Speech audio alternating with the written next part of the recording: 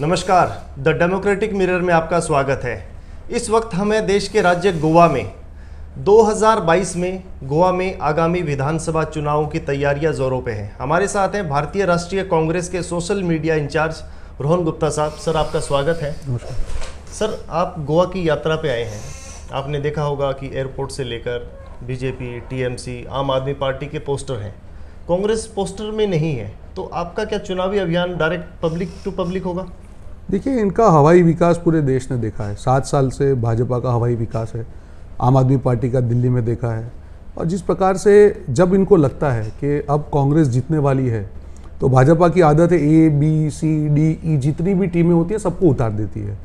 जितनी ज़्यादा टीम उतरती है, इसका मतलब समझ लो कि भाजपा को लगता है कि उनका जीतना मुश्किल है। आज गोवा में भी वही हो रहा है। गोवा में भाजपा ने गोवा की जनता के साथ धोखा किया। 5 साल पहले लोकतंत्र का हनन किया। उन्होंने एक सरकार बनाई, सरकार बनाने तक ठीक है, उसके बाद एक भी वादा पूरा नहीं किया। आज जिस प्रकार से गोवा में भ्रष्टाचार की बातों जो मुद्दे हैं, उनको मालूम चल गया कि उनकी हार तय है, कांग्रेस जीतने वाली है। अब कांग्रेस को कैसे रोका जाए? तो किसी भी प्रकार से ए बी सी डी जितनी भी टीम है वो लोग लाएंगे। पर मुझे मालूम है कि गोवा की जनता ने इस बार निश्चय कर लिया है। वो कितना भी करे, जो बदला 5 साल पहले धोखा हुआ था उसका बदला इस तरह से लेगी कि इस बार ये पार्टी तोड़ने की हिम्मत ही ना करे। इतनी बड़ी बहुमति से ये लोग कांग्रेस को जिताने वाले हैं। आपने बीजेपी की बात की, तो सर बीजेपी उत्तर भारत में उसके मुद्दे अलग होते हैं। गोवा का पूरा डेमोग्राफी अलग है। तो आपको क्या लगता है कि बीजेपी गोवा में भी अग्रेसिव पॉलिटिक्स करेगी?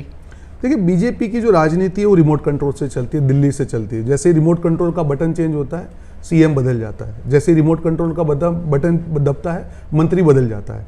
गोवा की एक खुद की पहचान है। गोवा के ऊपर आप कोई कुछ थोप नहीं सकते हो। गोवा की खुद की आइडेंटिटी है।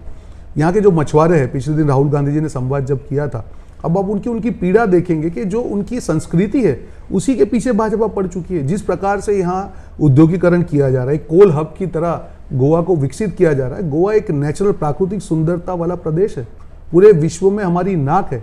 आज उस गोवा में प्रदूषण बढ़ा के, उस गोवा में जिस प्रकार से कोल हब बनाने के कारण जिस प्रकार से इंडस्ट्रियलाइजेशन ओवर करने की बात है, आज होना चाहिए, हर राज्य में विकास होना चाहिए, पर आज उसकी जो एनवायरनमेंट को खतरे में डाल के भाजपा ने जो शुरुआत की है और उसके कारण गोवा के लोगों को जो परेशानियां हो रही है, मुझे नहीं लगता है कि गोवा की जनता इस बार बीजेपी को माफ करेगी। गोवा में छोटी विधानसभा है, 40 विधायक हैं।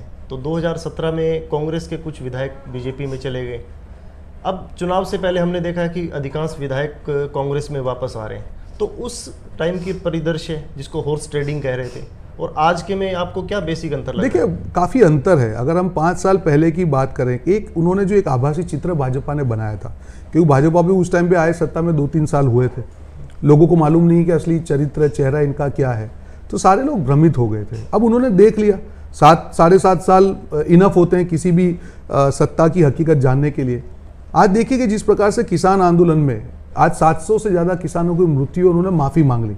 तो क्या इसी प्रकार से देश के ऊपर निर्णय थोपते रहेंगे? नोटबंदी की बात करें, जीएसटी की बात करें, हर छोटा व्यापारी इनसे नाराज है। आज कपड़े पे उन्होंने 12% जीएसटी डाल दिया।